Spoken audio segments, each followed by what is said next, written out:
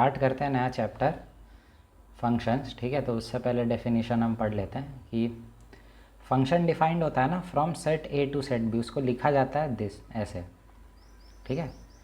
इसको पढ़ा जाता है a function f is defined from set A to set B. Obviously A और बी नॉन एम्प्टी सेट होने चाहिए, ठीक है। तो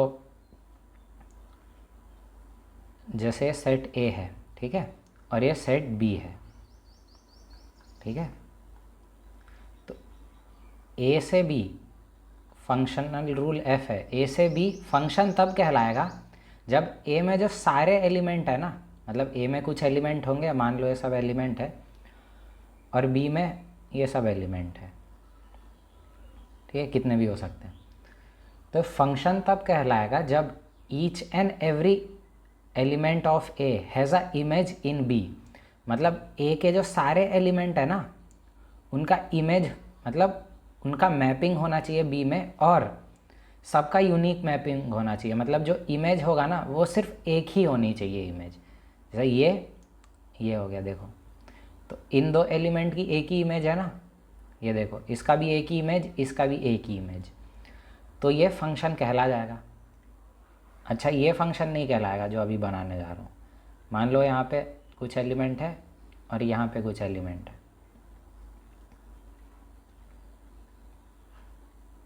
ठीक है। फंक्शनल रूल एफ है ए से बी में, देखो ये इससे मैप हो गया, इसका ये एक इमेज ये हो गया, और ये एक हो गया, ये और मान लो ये यहाँ चला गया, तो ये फंक्शन नहीं कहलाएगा। क्यों नहीं कहलाएगा? क्योंकि देखो इस केस में क्या था, सब जो एलिमेंट्स है, सारे जो एलिमेंट्स है उनका एक ही इमेज आ रहा था। इसमें देखो इस एलिमेंट का जो पहला एलिमेंट है, पहला एलिमेंट, उसका दो इमेज आ गया, यूनिक इमेज नहीं कहलाया ना ये, तो ये फंक्शन नहीं कहलाएगा, ठीक है।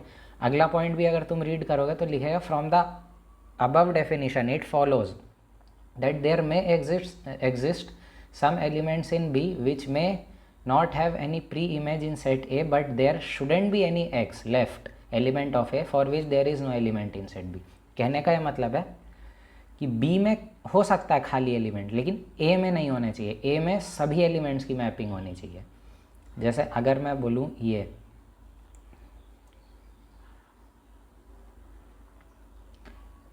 B है, ये A है, और फंक्शनल रूल मान लो F लग रहा है, इसका मैपिंग मैंने करा दिया इससे, इसका मैपिंग करा दिया इससे, और मान लो इसका मैपिंग ही नहीं हुआ, तो ये फंक्शन नहीं कहलाएगा, क्योंकि सारे एलिमेंट की मैपिंग होनी चाहिए और यूनिक मैपिंग होनी चाहिए, तभी फंक्शन कहलाएगा, ठीक है। इतना समझ आया? नोट करो इतना। इसके बाद देखो, अब वही है कि तुम्हें बताना है फंक्शन क्या क्या है क्या क्या नहीं। अब देखो ए से बी, क्या ये फंक्शन है? हाँ फंक्शन है। क्यों? क्योंकि देखो सबका यूनिक मैपिंग आ रहा है और सारे ही एलिमेंट्स कवर हो गए, तो ये फंक्शन है। क्या ये फंक्शन है? हाँ फंक्शन है। क्यों? क्योंकि देखो सबका यूनिक मैप है, सबका एक ही एलिमेंट, एक ही इमेज आ रहा है, ठीक है, और सारे एलिमेंट्स कवर भी हो रहे हैं, तो ये भी फंक्शन है। क्या ये फंक्शन है? नहीं। क्यों नहीं है? क्योंकि देखो इसमें सी खाली छूट गया ना, ये फंक्शन है। नहीं। क्यों? क्योंकि देखो ए का दो बार इमेज आ गया है, ए का एक ही बार इमेज आना चाहिए, दो बार नहीं, ठीक है। तो यहाँ से आप कह सकते हैं कि फर्स्ट और टू फंक्शन है, लेकिन थर्ड और फोर्थ फंक्शन नहीं है, ठीक है। इतना नोट करो। Domain, codomain and range. अच्छा, जब हम लिखते हैं ना किसी भी फंक्शन को एफ ए से बी, तो जो ए सेट होता है ना इसको बोलते हैं डोमेन, और जो बी होता है इसको बोलते हैं कोडोमेन, ठीक है। यही चीज़ लिखा है, A is called domain of function, B is called codomain. Range क्या कहलाता है? जैसे ये मान लो ए है और ये बी है,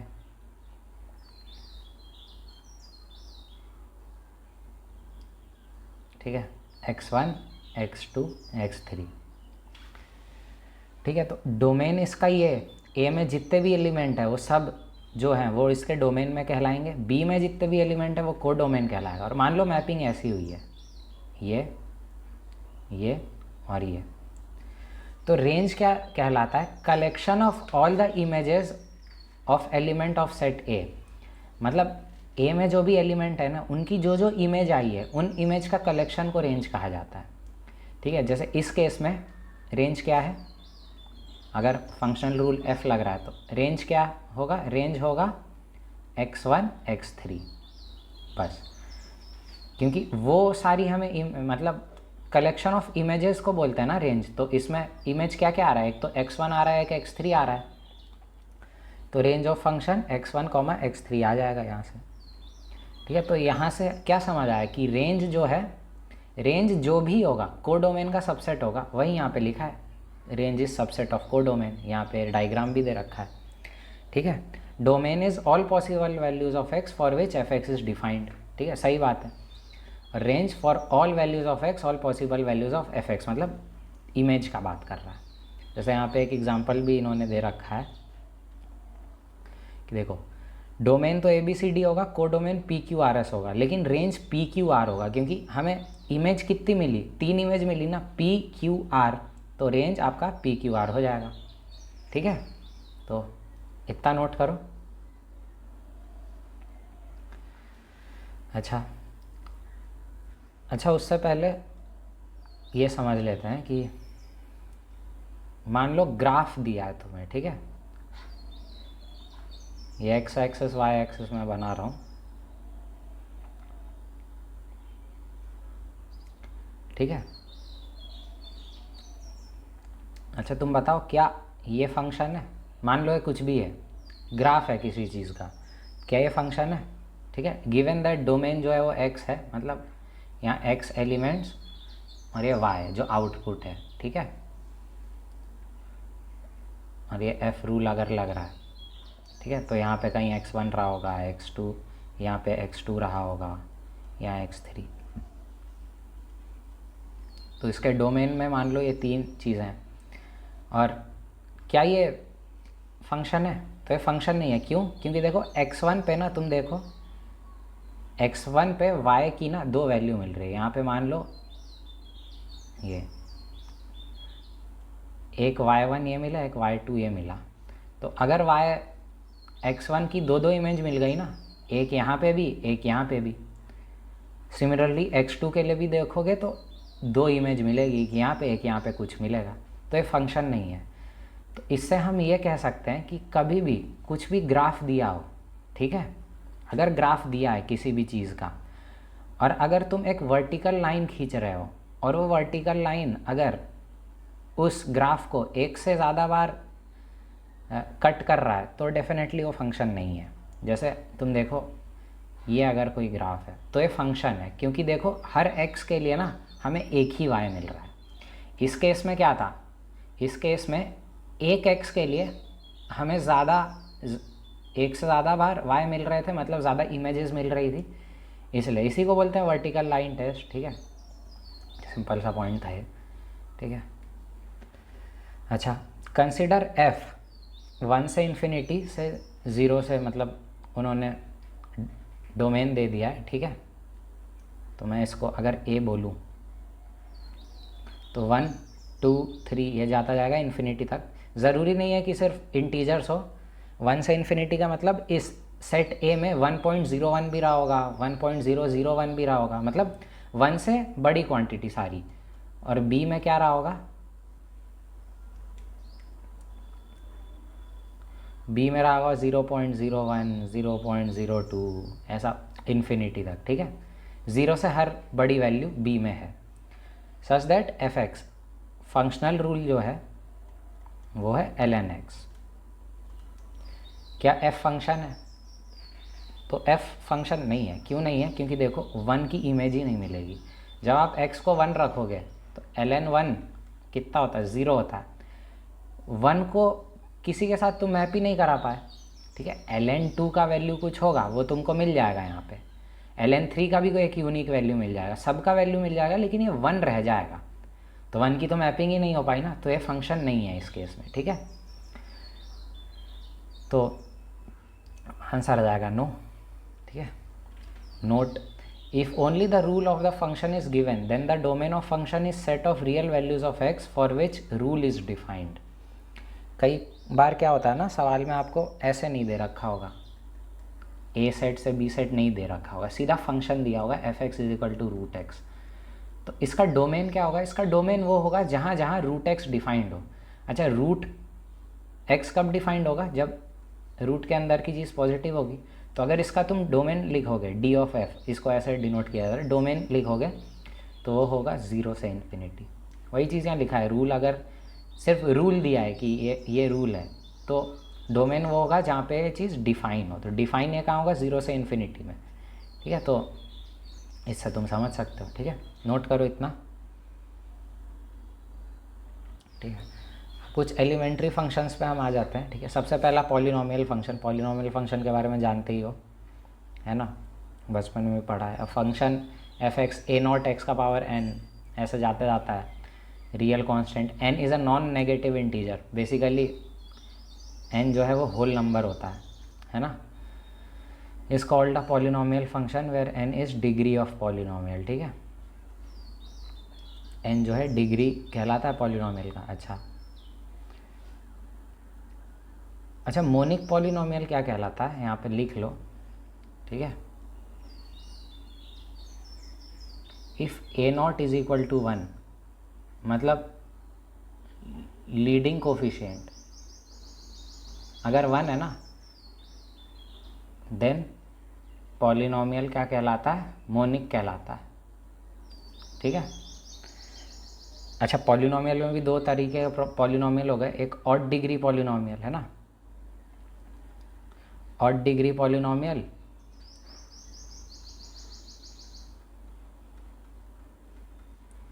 और एक even degree polynomial. Odd degree polynomial नाम से ही पता लग रहा है कि जो डिग्री होगी ना, एग्जाम्पल समझ लो, वो ऑड रहेगी, जैसे x cube plus 2x plus 1। और इवन डिग्री मतलब जिसका डिग्री इवन रहा होगा। ठीक है, इसका हमेशा याद रखना, रेंज जो होता है ना, रेंज हमेशा आर होता है। ठीक है, कंटिन्यूस फंक्शन है, मतलब कभी भी इसका ग्राफ तुम बनाओगे तो पेन नहीं उठाना पड़ेगा। ये भी कंटिन्यूस फंक्शन होता है। रेंज क्या होता है इसका? रेंज होता है इसका सबसेट ऑफ आर। आर नहीं होता, सबसेट ऑफ आर होता है। ठीक है, अच्छा, एक और चीज़ होता है odd linear polynomial, odd degree linear polynomial.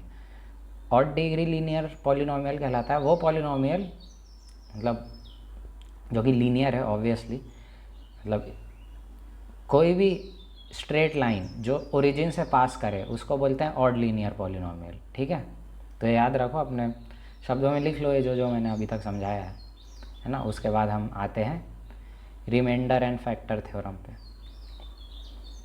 अच्छा, उससे पहले एक और चीज़ मैं समझा देता हूँ।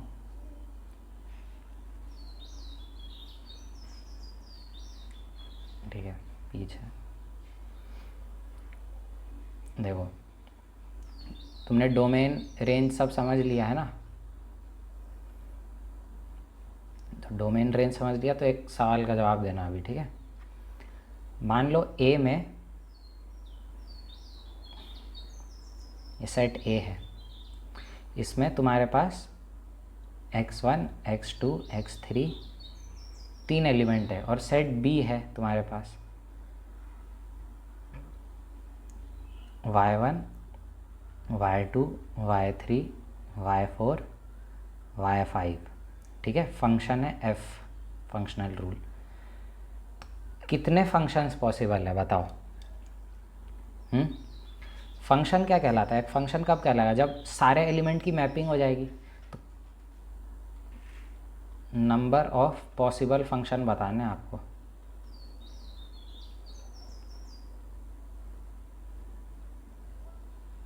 नंबर ऑफ पॉसिबल फंक्शंस बताओ आप। तो पॉसिबल फंक्शन कैसे आएगा? नंबर, फंक्शन कहलाता क्या है? मैपिंग। तो नंबर ऑफ पॉसिबल मैपिंग पूछी है। तुम ध्यान से देखो, x1 को तुम कितने तरीके से मैप कर सकते हो? x1 के पास कितने चॉइसेस हैं? 5 चॉइसेस हैं, मतलब x1 के पास x1 5 तरीक़ों से मैप हो सकता है। मान लो है y2 पे मैप हो गया। ठीक है, अब जो x2 है उसके पास भी 5 ऑप्शन है, वो कहीं भी जा सकता है, कहीं भी मैप, वो तो यहाँ भी मैप हो सकता है y2 पे y1 पे। तो x2 के पास भी 5 ऑप्शन है, और x3 के पास भी 5 ऑप्शन है, ठीक है। तो टोटल नंबर ऑफ मैपिंग कितनी हो गई, 5 × 5 × 5 125 है ना, 5 का क्यूब। तो इतनी मैपिंग पॉसिबल है, और मैपिंग को ही क्या बोलते हैं, फंक्शन, है ना, यूनिक मैपिंग को। तो 125 फंक्शन पॉसिबल है, ठीक है। तो इतना नोट करो। तो हम कहाँ थे, रिमाइंडर एंड फैक्टर थ्योरम पे थे। तो पहला point, if polynomial f(x) is divided by another polynomial g(x) of degree n, then the degree of remainder will be at most n-1। ऐसा क्यों है, जैसे मान लो f(x) को मैंने डिवाइड किया, f(x) को डिवाइड किया g(x) से, ठीक है।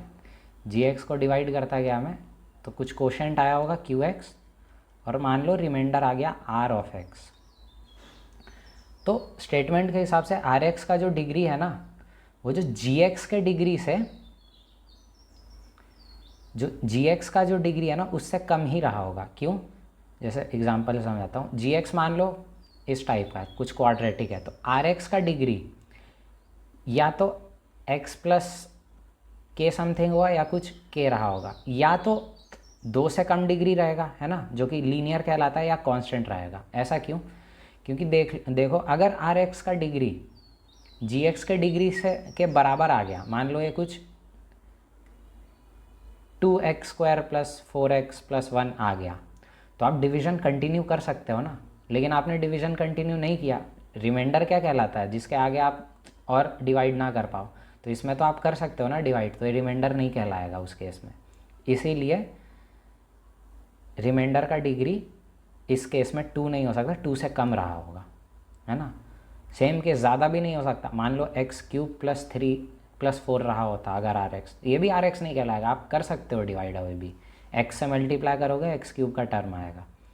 तो इसीलिए जो भी रिमाइंडर का डिग्री होता है ना, वो जिससे आप डिवाइड कर रहे हो उससे कम ही होता है उसका डिग्री, ठीक है। ठीक है, तो अब रिमाइंडर थ्योरम पे आ जाओ। उसका जो स्टेटमेंट है, if polynomial f(x) is divided by x - a, then remainder will be f of a। इसका क्या मतलब है, जैसे देखो मैं जब 35 से मल्टीप्लाई करता हूँ, 35 को जब डिवाइड करता हूँ 6 से, तो ऐसे डिवाइड करता हूँ, रिमाइंडर 5 बचता है। अब क्योंकि 5 6 से कम है तो मैं और डिवाइड नहीं कर सकता, तो मैं 35 को ऐसे लिख सकता हूँ ना, 35 को 6 × 5 + 5, ठीक है। बचपन में लिखा होगा कि dividend is equal to divisor into quotient plus remainder, वही चीज़ लिखा है। वैसे ही जब तुम f(x) को डिवाइड करते हो gx से, और कोशेंट आता है qx, और रिमाइंडर कुछ आता है rx, तो आप हमेशा f(x) को लिख सकते हैं gx into qx plus rx, ठीक है। तो इस फैक्ट के हेल्प से हम अभी रिमाइंडर थ्योरम देखते हैं।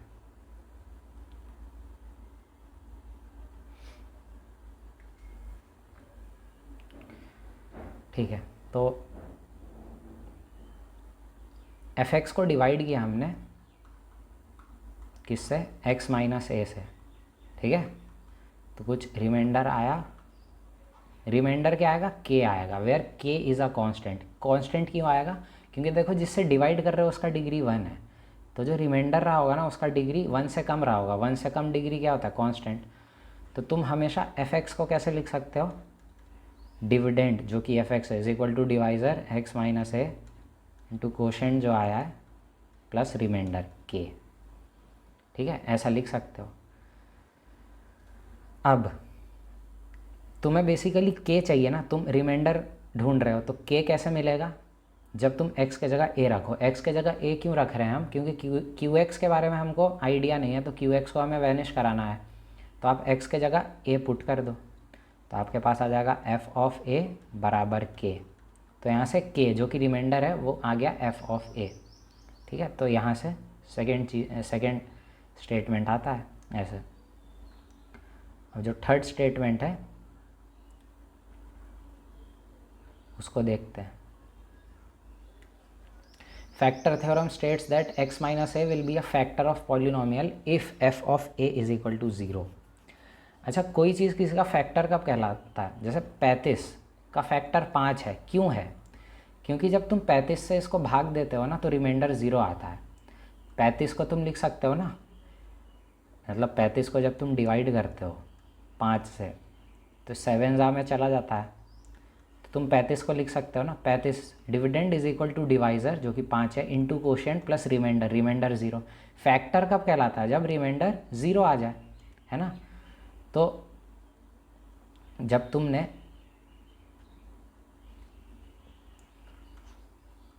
एफ एक्स को डिवाइड किया x माइनस ए से, तो कुछ क्यू एक्स रिमाइंडर आया और कुछ आर एक्स जो कि k है, एक मैंने मान लिया रिमाइंडर आ गया। तो मैं एफ एक्स को हमेशा लिख सकता हूँ x minus a into q x plus r x, है ना। अब ये फैक्टर कब कहलाएगा? फैक्टर तब कहलाएगा ना जब ये चीज़ 0 हो जाए। अगर x माइनस ए फैक्टर है तो ये चीज़ 0 होना चाहिए। तो तुम एक काम करो, f मान लो 0, मतलब आर एक्स जब 0 रहा होगा तब ये फैक्टर रहा होगा। तो अगर तुम x की जगह a रख दो तो ये आ जाएगा, ठीक है। और आर ऑफ ए क्या है? 0 है, क्योंकि वो फैक्टर है ना। फैक्टर तभी होगा जब एफ ऑफ ए 0 होगा, वही चीज़ें लिखा है एक तरह से, ठीक है। तो इतना नोट करो। कुछ सवाल कर लेते हैं। Let f x be a polynomial with integral coefficient, the remainder when f x is divided by x minus 1 and x minus 4 are 1 and 10 respectively. If Rx is the remainder when fx is divided by x minus 1 into x minus 4, find R of 2021. अच्छा, ठीक है। F x को divide किया x minus 1 से तो reminder 1 बचा। तो हमेशा मैं एफ एक्स को लिख सकता हूँ x माइनस 1 जिससे डिवाइड किया गया इंटू कुछ क्वोशिएंट आया होगा q1x प्लस रिमाइंडर। अगर मैं x के जगह 1 रख दूँ, 1 क्यों रखा हूँ? q के बारे में मुझे आइडिया नहीं है, तो मैंने q ऑफ x के बारे में आइडिया नहीं है, तो मैं उसको वैनिश कराने के लिए 1 रखता हूँ, तो 1 आ गया। अच्छा, एफ एक्स को जब x माइनस 4 से आप डिवाइड करते हैं तब कुछ आया होगा क्वोशिएंट, और रिमाइंडर 10 उसने दे रखा है। अगेन x के जगह 4 रखो तो ये आपके पास आ गया। तो आपके पास 2 रिलेशन आ गए, ठीक है, 1 2। अब उसने क्या बोला है कि एफ एक्स को डिवाइड किया गया x minus 1 into x minus 4 से, तो रिमाइंडर कुछ आया। अच्छा, तो एफ एक्स को मैंने किससे डिवाइड किया? x माइनस 1 से डिवाइड किया, x माइनस 4 से डिवाइड किया, कुछ क्वोशिएंट आया होगा q3x प्लस रिमाइंडर, रिमाइंडर को rx, रिमाइंडर rx आया है, ठीक है। और rx को मैं मान लेता हूँ ax प्लस बी टाइप का। लीनियर क्यों मान रहा हूँ? क्योंकि देखो क्वाड्रेटिक फंक्शन से हम वो कर रहे हैं, डिवाइड कर रहे हैं, तो जो रिमाइंडर रहा होगा वो या तो लीनियर रहा होगा या कांस्टेंट रहा होगा। मैं मान रहा हूँ लीनियर, कांस्टेंट भी रह सकता है। अगर कांस्टेंट रहा होगा तो जो कंडीशन हमने निकाली है वो सब सॉल्व करके a 0 आ जाएगा। तो मैंने मान लिया कि कुछ लीनियर फंक्शन है rx, ठीक है। मैं क्या करता हूँ, f ऑफ 1 क्या आएगा? r ऑफ 1, और r ऑफ 1 क्या है? a प्लस बी है। और तुम देखो a प्लस बी, और f ऑफ 1 क्या है? f ऑफ 1 देखो 1 दे रखा है, तो ये एक रिलेशन आ गया आपके पास। सिमिलरली f ऑफ 4 आप रखेंगे तो r ऑफ 4 मिलेगा, तो 4a प्लस बी मिलेगा, और f ऑफ 4 कितना है? 10 है, तो आपके पास दूसरा रिलेशन आ गया, ठीक है। तो इन दोनों को आप सॉल्व कीजिए, तो घटा दोगे तो a आपके पास 3 आ जाएगा और b आपके पास -2 आ जाएगा। तो यहाँ से आप rx को क्या लिख सकते हैं? 3a -2 लिख सकते हैं आप rx को, है ना। सॉरी, यहाँ x आएगा,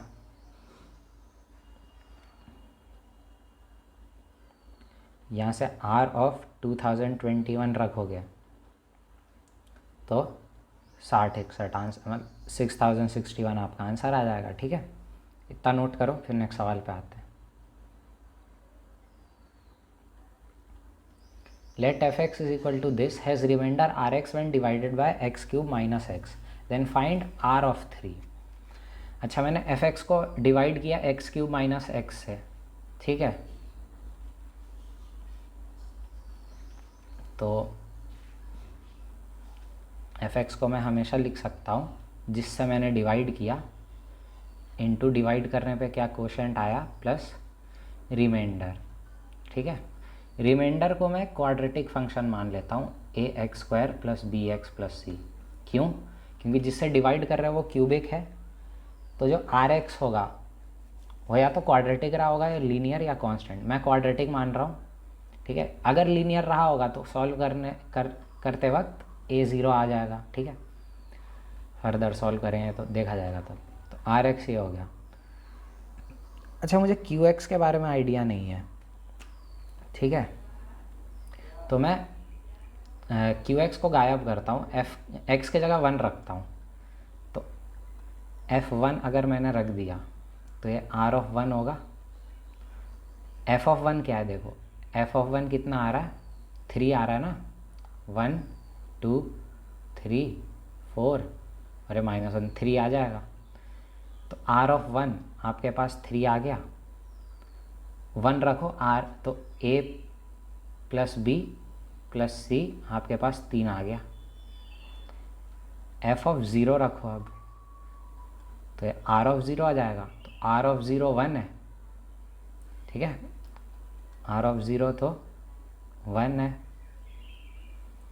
तो C आपके पास 1 आ गया, ठीक है। C को इसमें रख दो ऊपर वाले में, तो यहाँ से A प्लस बी आपके पास 2 आ गया, ठीक है। अब F के जगह -1 रखो, तो R ऑफ -1 आ जाएगा यहाँ पे, ठीक है। यहाँ से R ऑफ -1 क्या आ जाएगा? F ऑफ -1 रखो। -1 रखोगे तो ये ख़त्म, ये ख़त्म, -1 आ जाएगा, -1। तो A माइनस बी प्लस सी के जगह मैं 1 रख रहा हूँ, C के जगह -1। तो यहाँ से आपके पास A माइनस बी कितना आ गया? -2 आ गया। अब इस इक्वेशन को और इस इक्वेशन को जोड़ दो, जोड़ोगे तो A 0 आ जाएगा, B 2 आ जाएगा। तो आपके पास बेसिकली आर एक्स आ गया 2x प्लस 1, तो R ऑफ 3 आ गया 7, ठीक है। तो ये आपका आंसर है 7, नोट कर लो।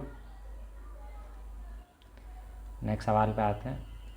Suppose f x is a 4th degree polynomial with leading coefficient 2 satisfying f x f1 is equal to 1, f2 is equal to 8, ठीक है। मैं लिख लेता हूँ, f1 1 है, f2 8 है, f3 27 है, f4 64 है, ठीक है।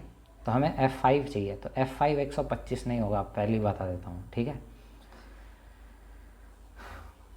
अच्छा, तुम देखो कोई पैटर्न नोटिस कर रहे हो क्या इसमें कि f ऑफ 1 1 है, f ऑफ 2 8 है, f ऑफ 3 27 है। पैटर्न ये है कि जो भी इनपुट डाल रहे हो उसका क्यूब बाहर आ रहा है, मतलब इनको देख के ऐसा लग रहा है ना कि एफ एक्स ये रहा होगा, है ना। For all x in this 1 2 3 4,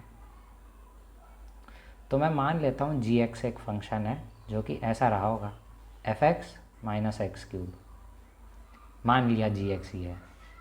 अब तुम देखो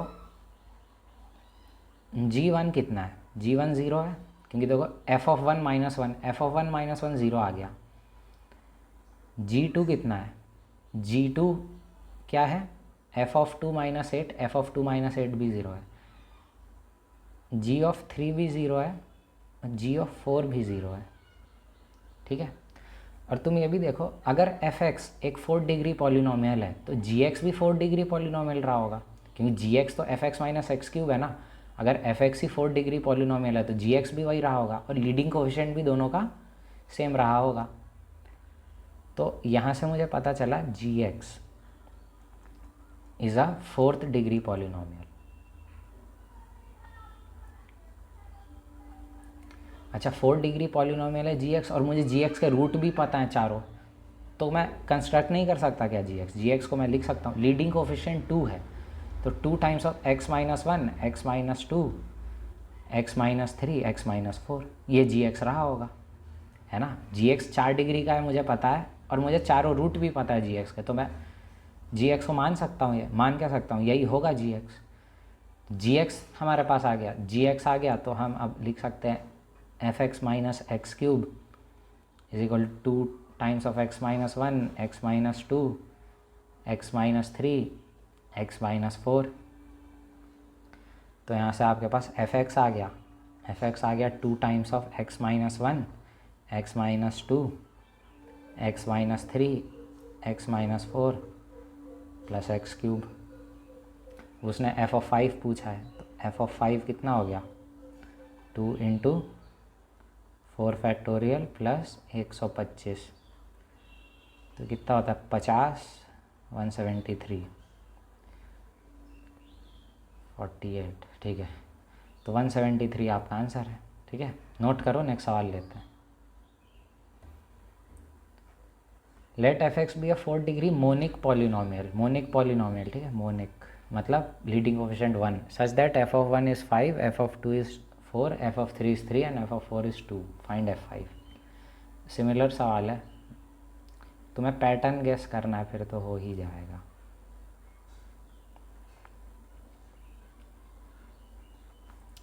पैटर्न क्या फॉलो हो रहा है इसमें, पैटर्न ये फॉलो हो रहा है कि जो इनपुट है ना plus output, input plus output 6 के बराबर आ रहा है। अगर इसमें 1 डाल रहे हो तो 5 रिटर्न हो रहा है, 5 + 1 6। 2 इनपुट डाल रहे हो तो 4 रिटर्न हो रहा है, 4 + 2 6, 3 + 3 6, 4 + 2 6, ठीक है। तो अगर तुम x डाल रहे हो तो तुम्हें 6 - x रिटर्न में मिल रहा है for all x in this set. तो मैं मान लेता हूँ जी एक्स रहा होगा ऐसा, f x plus x minus 6। Again g1 is equal to g2 is equal to g3 is equal to g4 क्या है, 0 है। अब एफ एक्स एक 4 डिग्री का पॉलिनोमियल है, तो जी एक्स भी 4 डिग्री का पॉलिनोमियल रहा होगा, और मोनिक पॉलिनोमियल है, कोफिशिएंट 1। तो मैं जी एक्स के रूट भी पता है मुझे, 4 डिग्री भी, और जी एक्स के रूट भी पता है, तो जी एक्स ये है, ये रहा होगा, जी एक्स ये रहा होगा। तो यहाँ से मैं लिख सकता हूँ f x plus x minus 6 is equal to x minus 1 x minus 2 x minus 3 x minus 4। तो यहाँ से एफ एक्स आपके पास आ गया x minus 1 x minus 2 x minus 3 x minus 4 plus 6 minus x. तो एफ ऑफ 5 जब आप compute करेंगे तो 5 रख दो इसमें, तो 4 फैक्टोरियल 24 प्लस 1 25 आ गया आंसर, 25 आपका आंसर है, ठीक है। नोट करो, नेक्स्ट सवाल लेते हैं। If f x is a 4 degree monic polynomial satisfying f of i is equal to 1/i for i is equal to 1, 2, 3, 4, then find value of f of 5, ठीक है। तो इसमें तो रूल दे रखा है f x is equal to 1/x for all x in 1, 2, 3, 4, ठीक है। तो तुम क्या करोगे, टेंडेंसी तो यही है कि इसको एक तरफ ले लोगे, is equal to 0 for all x in this. फिर क्या करोगे, जी एक्स को मान लोगे एफ एक्स माइनस 1/x, ठीक है। फिर जी एक्स को अगर ये मान लिया तो फिर जी एक्स, फिर तुम्हारे पास क्या आ जाएगा, जी एक्स का तुम्हें रूट पता है 1, 2, 3, 4 डिग्री है ही, तो जी एक्स तुम मान लोगे, और फाइनली जो एफ एक्स तुम निकालोगे वो ये आएगा x minus 1 x minus 2 x minus 3 x minus 4 plus 1/x। लेकिन ये अप्रोच गलत है, क्यों, क्योंकि देखो एफ एक्स दिया 4 डिग्री पॉलिनोमियल, तुमने जब ये एफ एक्स निकाला तो यार ये पॉलिनोमियल थोड़ी है, x का तो नेगेटिव डिग्री आ गया ना इसमें, तो ऐसे नहीं चलेगा, है ना। और आप जब बोलते हो g x is equal to f x minus one by x, तब आप बोलते हो ना जी एक्स भी एक पॉलिनोमियल रहा होगा, लेकिन जी एक्स तो पॉलिनोमियल हो नहीं सकता क्योंकि वन बाई एक्स का टर्म आ गया ना, तो ऐसे नहीं करेंगे इसको। काम करो, क्रॉस मल्टीप्लाई करो एक्स को वहाँ पे, तो x f x minus one is equal to zero for all x in this. अब मानो इसको जी एक्स, ठीक है, तो यहाँ से तुमको मिलेगा G1 is equal to G2 is equal to G3 is equal to G4 is equal to 0। अब तुम देखो एफ एक्स 4 डिग्री का पॉलिनोमियल है, तो x times of f x कितने डिग्री का पॉलिनोमियल रहा होगा? 5 डिग्री का पॉलिनोमियल रहा होगा, और मोनिक पॉलिनोमियल रहेगा। मोनिक क्यों रहेगा? क्योंकि देखो एफ एक्स मोनिक है, तो x का पावर 4 का कोफिशिएंट 1 रहा होगा, उसमें x मल्टीप्लाई करोगे तो x का पावर 5 जनरेट होगा, उसका भी कोफिशिएंट 1 रहा होगा। तो g x is a 5th degree polynomial, ठीक, मोनिक पॉलिनोमियल। तो और तुम्हें 4 रूट भी पता है, 5वां रूट नहीं पता, तो तुम जी एक्स को मान लो ऐसा रहा होगा x minus one, x minus two, x minus three, x minus four.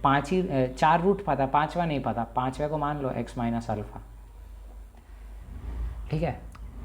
अब लिख दो इसको, x of f x minus one is equal to x minus one, x minus two, x minus three, x minus four, x minus alpha.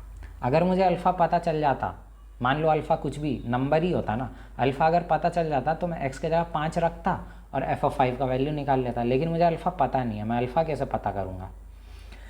तो कुछ F x के बारे में हमें कुछ आइडिया नहीं है, तो कुछ हम ऐसा सब्सटीट्यूट करें कि एफ एक्स वैनिश हो जाए। तो एक्स के जगह 0 पुट करो, 0 पुट करोगे तो यहाँ -1 आएगा, यहाँ कितना आएगा 24 टू माइनस अल्फ़ा, तो यहाँ से अल्फ़ा आपके पास 1/24 आ गया। तो बैक सब्सटीट्यूट करो 1/24, तो एक्स ऑफ एफ एक्स -1 आपके पास आ गया, x minus one, x minus two, x minus three, x minus four, x minus 1/24। X के जगह 5 रख दो, तो 5 टाइम्स ऑफ f5 माइनस 1 आपके पास आ जाएगा। 5 रखे ना, एक सेकेंड, 4, हाँ 5 रख रहे हो, तो 24 into 5 minus 1/24,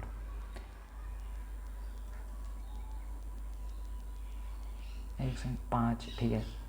F of 5 minus 1, 120 minus 1 आ गया, तो आपके पास एफ ऑफ 5 24 आ गया, तो 24 आपका आंसर है, ठीक है। तो नोट करो, नेक्स्ट सवाल फिर लेते हैं।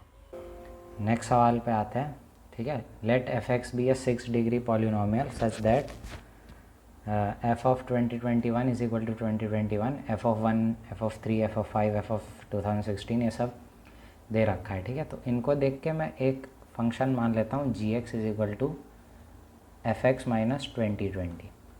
तो इससे जो हम पहले कर रहे थे वही कर रहे हैं। इससे होगा क्या कि G1 is equal to G3 is equal to G5, ठीक है, ऐसा डैश डैश जितना भी ये दिया G ऑफ 2016, ये सब 0 के बराबर आ जाएगा, ठीक है। तो जी एक्स 6 डिग्री पॉलिनोमियल होगा क्योंकि एफ एक्स भी 6 डिग्री पॉलिनोमियल है। तो हम जी एक्स को ऐसा लिख सकते हैं a टाइम्स ऑफ, क्योंकि मुझे लीडिंग कोफिशिएंट पता नहीं है, x minus 1 into x minus 3 to x minus 5 into x minus 2016 into x minus 2018 into x minus 2020, ठीक है। जी एक्स को मैं लिख सकता हूँ, तो यहाँ से एफ एक्स आपके पास क्या आ जाएगा, a टाइम्स ऑफ ये पूरा चीज़, ठीक है, जो भी है ये पूरा, ठीक है, प्लस 2020, ये आपके पास आ गया।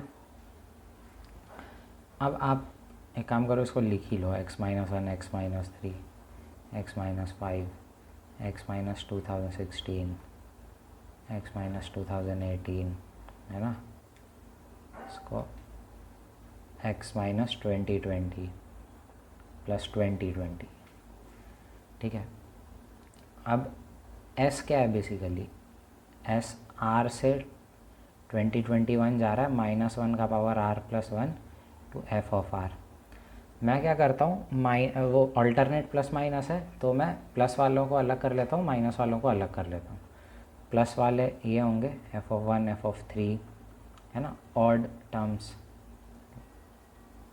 ऑड इनपुट वाले टर्म, और नेगेटिव वाले ये होंगे इवन इनपुट वाले टर्म।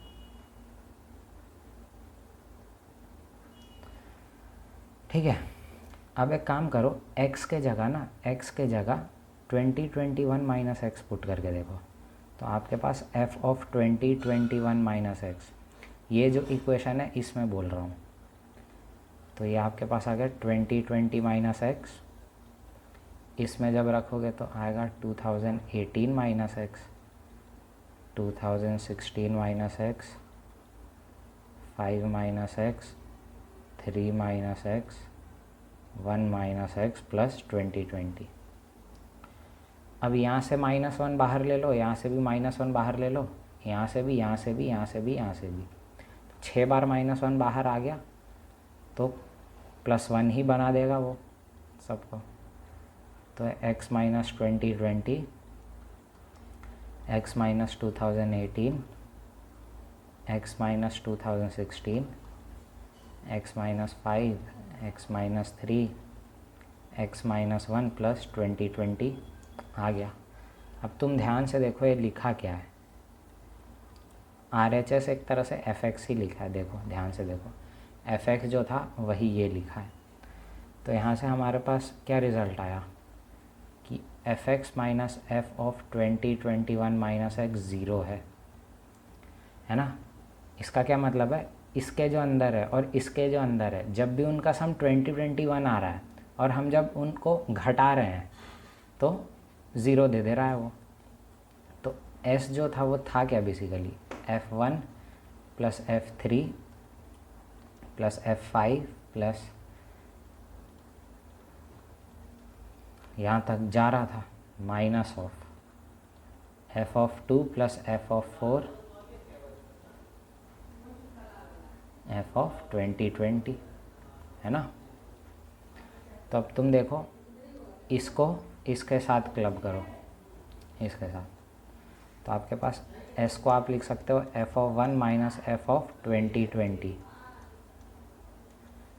प्लस 3 को आप क्लब करो 2018 के साथ, इससे पहली वाली टर्म f(2018) आएगी ना, तो f(3) माइनस f(2018) प्लस 5 को आप क्लब करो 2016 के साथ, ऐसा सब क्लब होता जाएगा। ठीक है, सम जब तक 2021 आ जाए। इससे पहले वाला टर्म क्या होगा, f(2019), ये किसके साथ क्लब होगा, इसके साथ, लेकिन इसका किसी के साथ पेयर नहीं बनेगा। ठीक है, ये अकेला ही रह जाएगा। तब देखो ये 0, ये 0, ये 0, सब 0, बस लास्ट में ये बचेगा। और f(2021) हमें दे रखा है 2021, ठीक है, सवाल में ही दिया था। तो आपका आंसर 2021 हो जाएगा। ठीक है, तो आपका आंसर है। तो नोट करो, फिर अगले सवाल पे आते हैं। अगला सवाल नहीं, कॉन्सेप्ट है कि there exist only 2 polynomials which satisfy the condition of this. ये कंडीशन है f(x) into f(1/x) is equal to f(x) plus f(1/x). केवल 2 पॉलिनोमियल्स को सेटिस्फाई करते हैं, जो कि ये हैं। प्रूफ कर लेते हैं। मैंने मान लिया f(x) ये है a(n)x का पावर n प्लस a(n-1)x का पावर n-1 प्लस ये जाता जा रहा है a1x प्लस a0। ठीक है, तो मैं LHS देख लेता हूँ अभी। LHS में क्या है, fx तो ये है,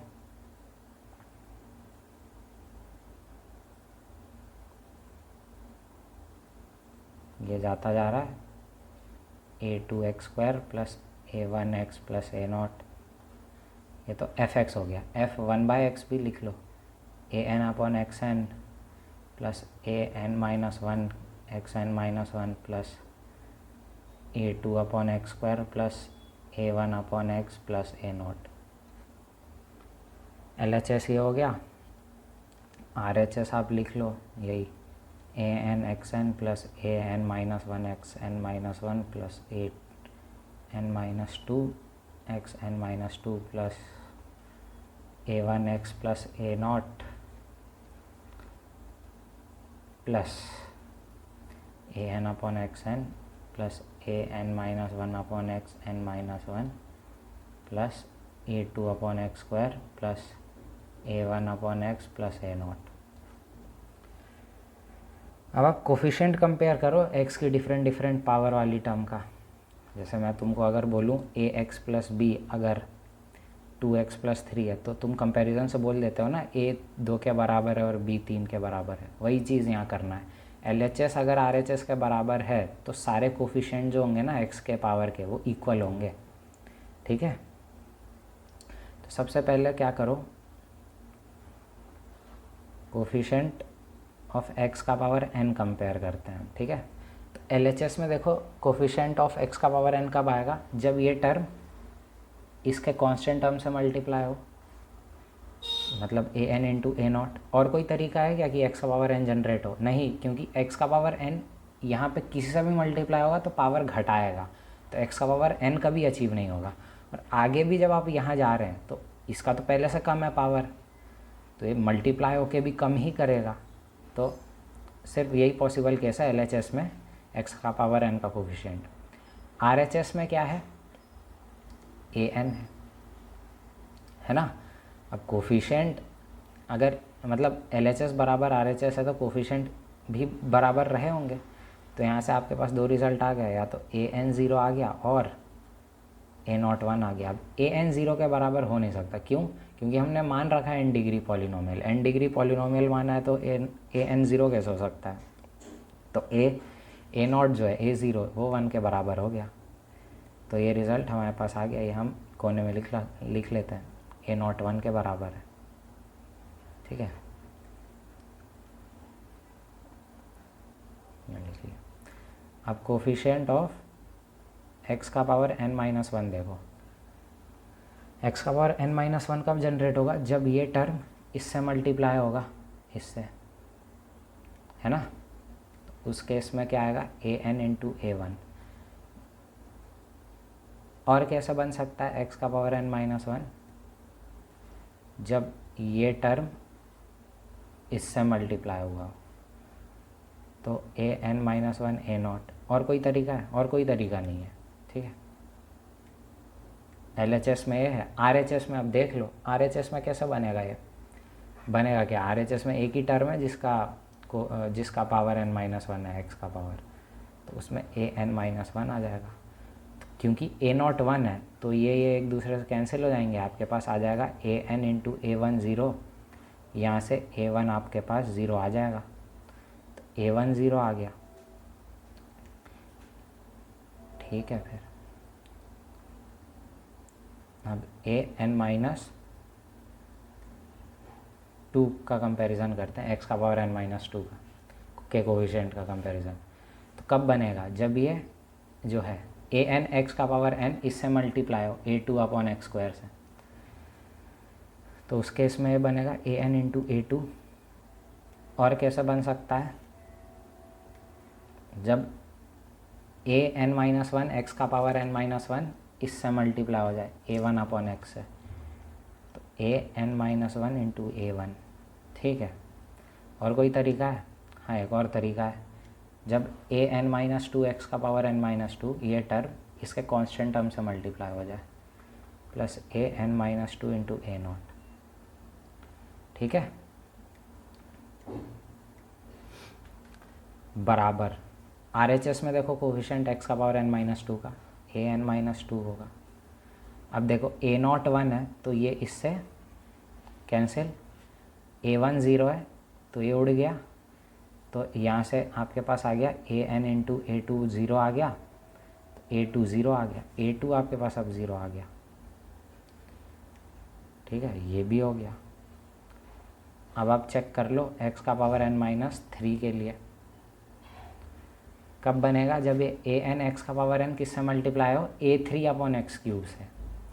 तो an इंटू A3 प्लस और कोई तरीका? हाँ, an-1 xn-1 इससे मल्टीप्लाई A2/x²। तो an-1 इंटू A2 प्लस ये जब इससे मल्टीप्लाई हो जाए तो an-2 into A1 plus an-3 into A0 बराबर होना चाहिए RHS में जो कोफिशिएंट है। RHS में कोफिशिएंट ये होगा, x का पावर n-3 का कोफिशिएंट ये होगा RHS में। ये इससे कैंसिल, क्योंकि A0 1 है, A1 0 है, तो यहाँ से an इंटू A3 0 आ गया, यहाँ से आप A3 0 बोल सकते हो। ऐसा आप करते जाओ, सबके लिए रिज़ल्ट 0 आता जाएगा, सारे टर्म के लिए। जब आप x का कोफिशिएंट कंपेयर करोगे ना, तो वहाँ से आप पाओगे A1 भी 0 है, मतलब an-1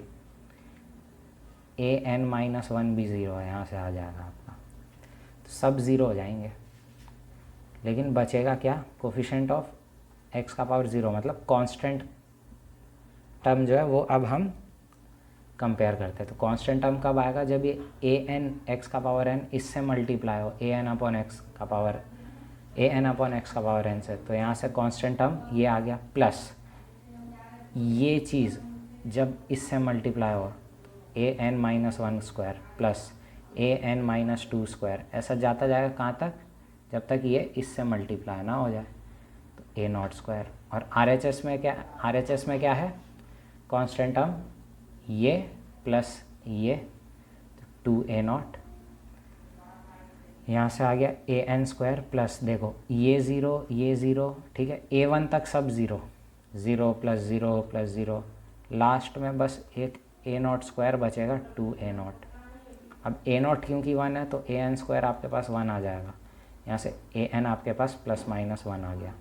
an +-1 आ गया तो fx आपके पास आ गया,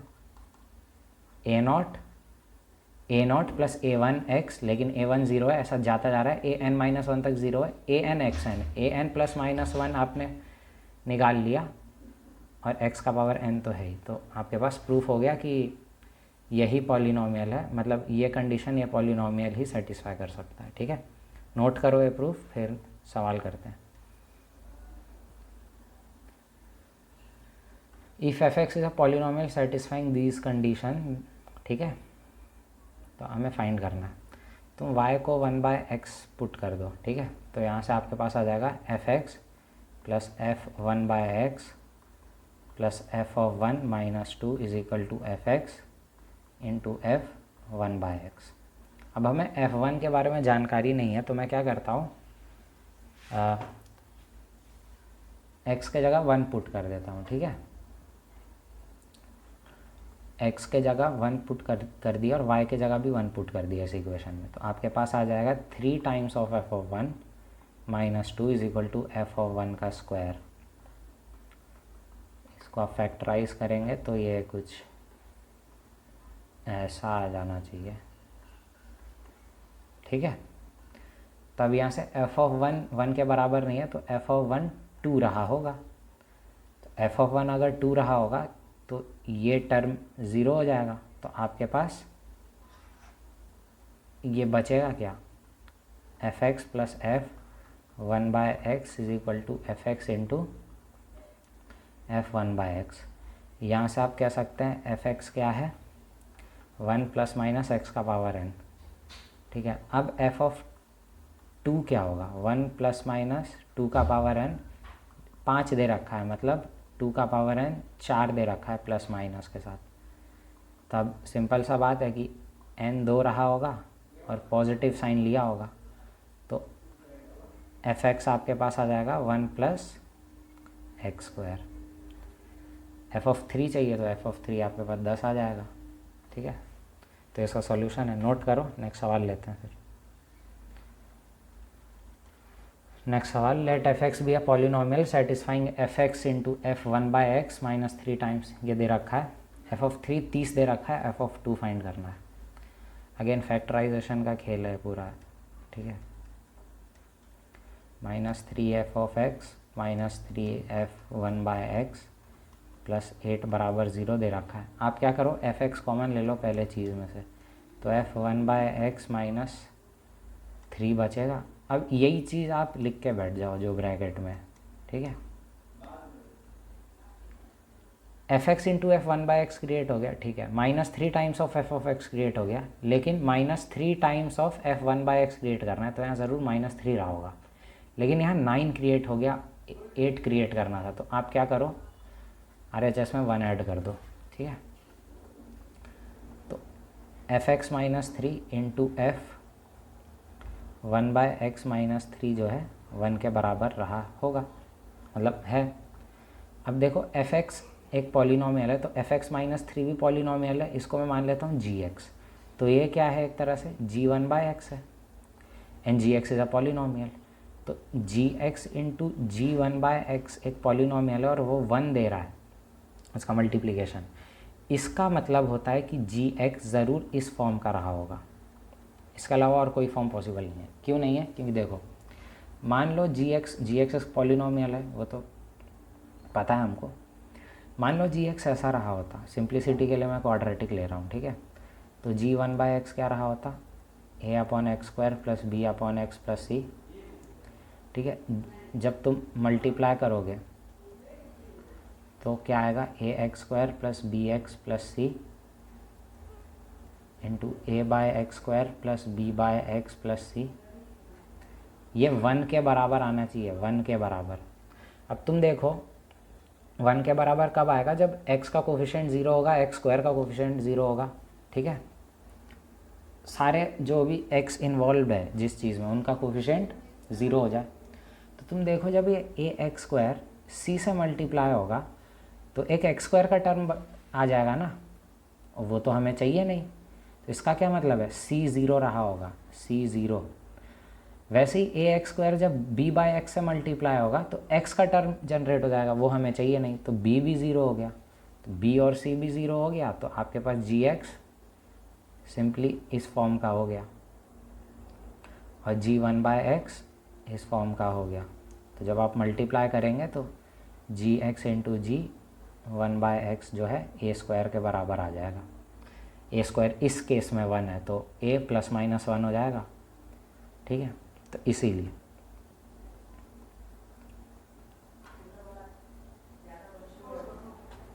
ठीक है। तो अब जी एक्स जो है, क्या बोल रहा था मैं, हाँ, एफ ऑफ एक्स माइनस 3 जो कि जी एक्स यही है ना, इज इक्वल टू +- x का पावर n है। तो यहाँ से आप एफ एक्स बोल सकते हो 3 ± x का पावर n हो जाएगा, ठीक है। इसको थोड़ा इरेज कर देता हूँ। आपके पास एफ एक्स आ गया, ये एफ एक्स ये आ गया। एफ ऑफ 3 क्या है, 3 ± 3 का पावर n बराबर 30 आ गया। तो यहाँ से 3 का पावर n ± 27 आ गया। तो n 3 आपको दिख रहा है और प्लस साइन आपको लेना है। तो एफ एक्स फाइनली आपके पास आ जाएगा 3 + x³। अब एफ ऑफ 2 फाइंड करना है, तो एफ ऑफ 2 11 आ जाएगा। तो ये आपका आंसर है। नोट करो, फिर एक और सवाल करते हैं इसका। नेक्स्ट सवाल सिमिलर, ठीक है, पूरा सिमिलर सवाल है, पढ़ लो सवाल, ठीक है। अगेन इसको फैक्टराइज करो, एफ एक्स कॉमन ले लो, तो एफ 1/x माइनस 2 बचेगा। अब यही चीज़ लिख के बैठ जाओ आप वहीं पे, अरे -2 इज इक्वल टू 9, ठीक है। फैक्टराइज किया है, ठीक है, फैक्टराइज करना तो जानते ही हो।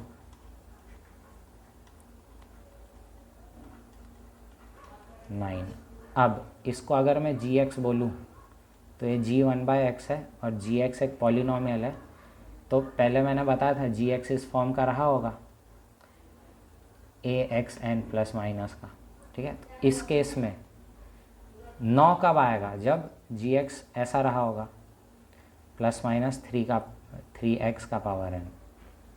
तो जी एक्स ये आ गया, तो एफ एक्स क्या आ गया, 2 ± 3x का पावर n। अब देखो एफ ऑफ 2 जो है वो -10 है, तो ज़रूर नेगेटिव साइन रहा होगा,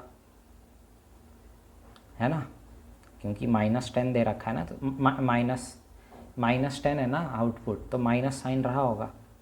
तो f(2) जब तुम कैलकुलेट करोगे तो -3 × 2 का पावर n आपके पास -12 आ जाएगा। यहाँ से आप n कह सकते हो 2 है, तो f(x) आप कह सकते हो 2 - 3x²। f(x) ही फाइंड करना था, वो हमने फाइंड कर दिया। ठीक है, तो ये आपका f(x) हो गया। ठीक है, नोट करो इसको।